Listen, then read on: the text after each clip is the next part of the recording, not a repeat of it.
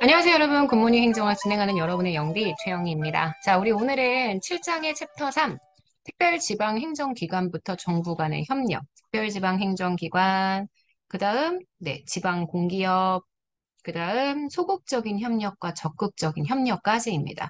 사실 엄청 문제가 많이 출제가 되는 영역은 아닙니다. 하지만 어쨌든 지방자치는 너무 이것저것 주제가 되게 다양하게 문제에서 출제가 되기 때문에 여러분들이 헷갈려 하시는 분들이 되게 많으세요. 요거 하나씩 잘 정리를 해보도록 하겠습니다. 자, 저희 5일차 7장 챕터 3입니다. 자, 특별지방행정기관이죠. 아시겠지만 중앙정부의 일선기관입니다. 중앙정부의 소속기관으로 지방에 있는 일종의 중앙의 다리점 같은 곳이라고 얘기했고요. 행정국가 시기의 행정의 전문성, 항상 중앙정부 얘기했을 때 지방정부에 비해서 중앙이 전문성이 큽니다. 전문성이 강화되는 상황에서 전문 분야의 행정을 효율적으로 수행하기 위해 지방에 설치하는 기구, 이게 특별지방행정기관이고요. 소속 기관 중에 일선 기관을 의미한다. 이렇게 기억해 주셔야 돼요. 지방공기업은 지방자치단체가 경영하는 공기업입니다. 자, 종류로는 지방정부가 법인 따로 만들지 않고 직접 지방정부 소속으로 지방직영기업 운영도 가능하고요. 이건 제가 중앙정부라고 이야기한다면 정부 부처형의 공기업이라고 이야기했었죠. 자, 그다음 지방공사와 공단. 공사와 공단은 민간 출자가 가능하냐, 불가능하냐의 차이입니다. 지방공사, 공단 모두 다 법인을 따로 설립하기 때문에 중앙 지방정부 조직의 형태는 아니라는 거 기억해 주셔야 합니다.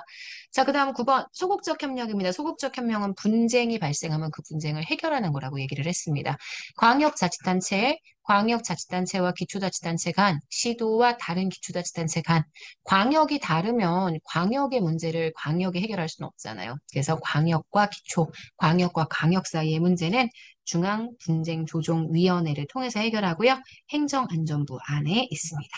그래서 9번 중앙분쟁조정위원회로 정리해 주셔야 하고요.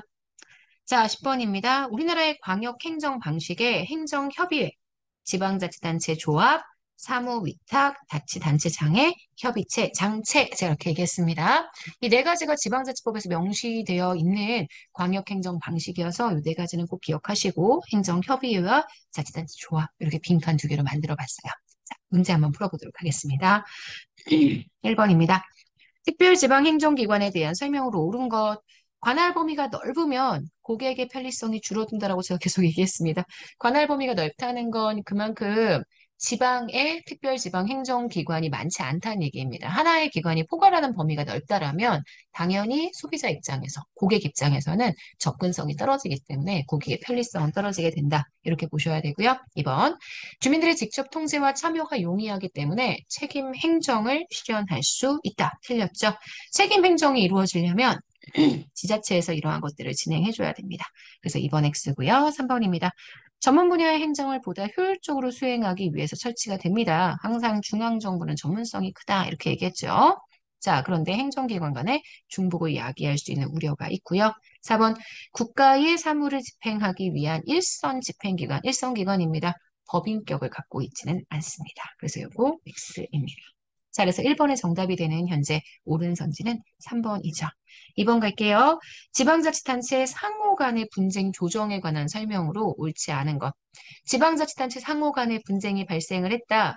행정안전부 장관 또는 시도지사가 당사자의 신청에 의해서 기초단위에서는 지방분쟁조정위원회를 통해서 시도지사가, 광역단위는 중앙분쟁조정위원회를 통해서 행정안전부 장관이 조정할 수 있습니다. 그래서 보통은 신청을 받아서 조정하는 게 일반적인데 지방자치단체 상호 간의 분쟁이 공익을 현저히 저해해서 조속한 조정이 필요하다고 인정이 된다.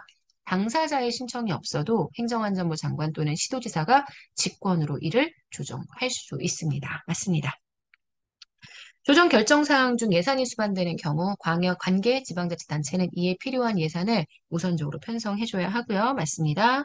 4번 동일 광역자치단체 내 기초자치단체의 분쟁은 중앙분쟁조정위원회에서 조정하지 않고요. 이런 경우는 각 자치단체, 각 광역자치단체에 설치되어 있는 지방분쟁조정위원회에서 조정을 해주게 됩니다. 그래서 지금 보시는 4번, 요게 X가 되겠네요. 자, 이번에 정답이 되는 건 그래서 4번 되는 거 보실 수 있고요. 이렇게 해서 두 문제 정리를 해봤습니다.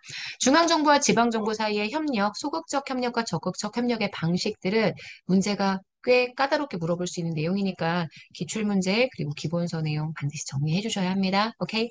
자, 여기까지 해서 우리는 7장 챕터 3 마무리하고요. 내일 아침에는 7장 챕터 4, 네, 지방정부의 재정통에서 만나도록 하겠습니다. 여러분 오늘 하루 정말 여러분 거고요.